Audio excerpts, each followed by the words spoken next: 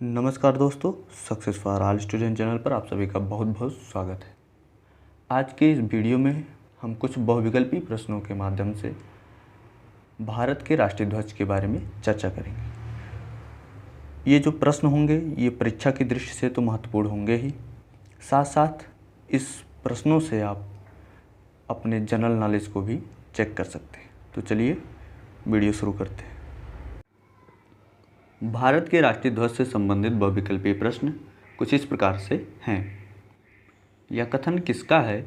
एक ध्वज या झंडा न सिर्फ हमारी स्वतंत्रता बल्कि सभी लोगों की स्वतंत्रता का प्रतीक है। ऑप्शन है जवाहरलाल नेहरू, महात्मा गांधी, सरदार वल्लभ भाई पटेल, डॉक्टर भीमराव अंबेडकर। तो इसका सही आंसर है जवाहरलाल नेहरू। अगला प्रश्न, भारत के वर्तमान राष्ट्रीय ध्वज का डिजाइन किसने तैयार किया था?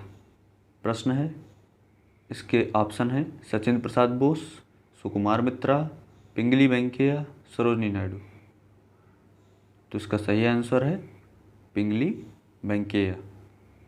अगला प्रश्न, भारत के तिरंगे झंडे में चरखे की जगह चक्र कब अस्तित्व में आया? ऑप्शन है 1932, 1935, 1942, 1947। तो इसका सही ऑप्शन है ऑप्शन डी 1947।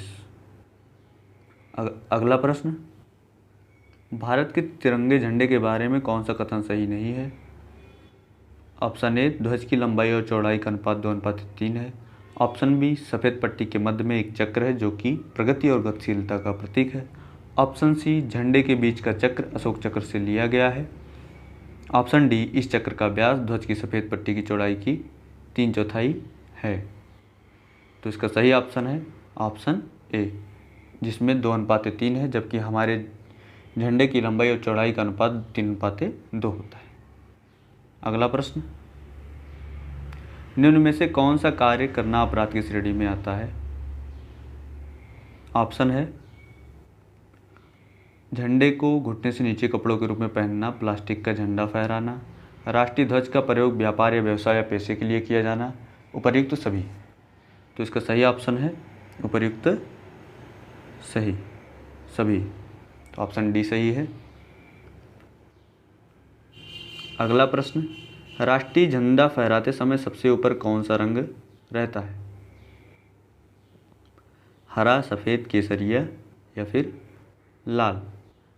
तो इसका सही ऑप्शन है केसरिया रंग। अगला प्रश्न, झंडे में इस्तेमाल किए जाने वाला सफ़ेद रंग किस बात का प्रतीक है? बलिदान, सच्चाई और विचारों की पवित्रता, जीवन की समृद्धि, निम्न में से कोई नहीं। तो इसमें सही ऑप्शन है ऑप्शन बी, सच्चाई और विचारों की पवित्रता। अगला प्रश्न, राष्ट्रीय झंडा कहाँ पर फहराया जा सकता है? ऑप्शन है राष्ट्रपति भवन, संसद भवन, आम लोगों के घरों पर भी, या उपर्युक्त सभी। तो इसमें सही ऑप्शन है उपर्युक्त सभी, ऑप्शन डी। 26 जनवरी 2002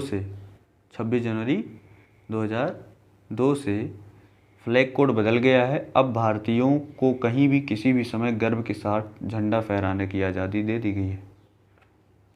अगला प्रश्न, सुप्रीम कोर्ट ने किस अनुच्छेद के तहत ध्वज फहराने के अधिकार को मौलिक अधिकार के रूप में घोषित किया था? अनुच्छेद 19(1) ऑप्शन है ऑप्शन बी, अनुच्छेद 14, अनुच्छेद 18, अनुच्छेद 21। तो इसका सही ऑप्शन है अनुच्छेद 19(1)(a). चलिए इसकी व्याख्या देखते हैं। सुप्रीम कोर्ट ने 2002 में संविधान के अनुच्छेद 19(1)(a) के तहत ध्वज फहराने के अधिकार को मौलिक अधिकार के रूप में घोषित किया था। अगला प्रश्न, देश में किस कानून के तहत तिरंगे को फहराने का नियम निर्धारित किए गए हैं? Flag code of India, option 1, option B, भारतीय ध्वज संहिता, ऑप्शन सी सिर्फ ए सही है, ऑप्शन डी ए और बी दोनों सही है। तो इसमें सही आंसर होगा ऑप्शन डी आपका जो फ्लैग कोड ऑफ इंडिया और भारतीय ध्वज संहिता दोनों ही का देश के जो तिरंगे फहराने का नियम है, इनके नियमों को निर्धारित करते हैं। तो इस प्रकार से हमारा ऑप्शन डी सही हुआ। इसकी व्याख्या देखते हैं। देश में फ्लैग कोड ऑफ इंडिया, भारतीय ध्वज संहिता नाम का एक कानून जिसमें तिरंगे को फहराने के नियम निर्धारित किए गए हैं। इन नियमों का उल्लंघन करने वाले को जेल भी हो सकती है। वीडियो में हमारे साथ अंत तक बने रहने के लिए आप सभी का बहुत बहुत धन्यवाद। जय हिंद।